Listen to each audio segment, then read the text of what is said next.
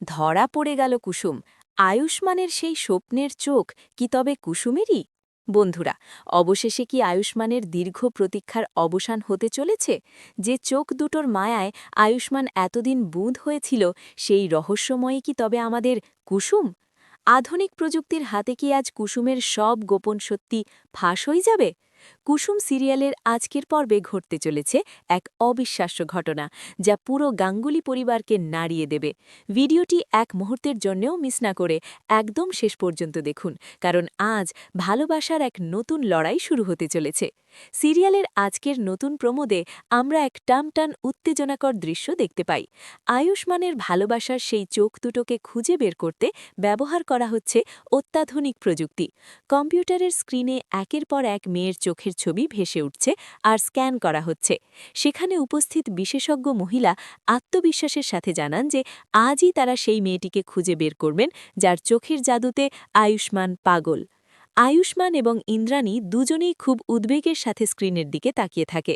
যখন স্ক্যানিং প্রক্রিয়া চলতে থাকে, তখন হঠাৎ একটি ছবিতে গিয়ে কম্পিউটার স্ক্রিনে ভেসে ওঠে অ্যাকসেপ্টেড।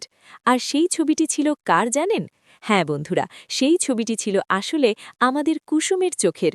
কুসুমের সেই মায়াবী চোখজোড়া যখন লোগোর চোখের সাথে হুবহু মিলে যায়, তখন আয়ুষ্মান একেবারে পাথরের মতো স্তব্ধ হয়ে যায়। সে ভাবতেও পারেনি যে তার স্বপ্নের সেই রাজকুমারী আসলে তার এত কাছের মানুষ কুসুম। অন্যদিকে ইন্দ্রাণীও এই দৃশ্য দেখে স্তম্ভিত।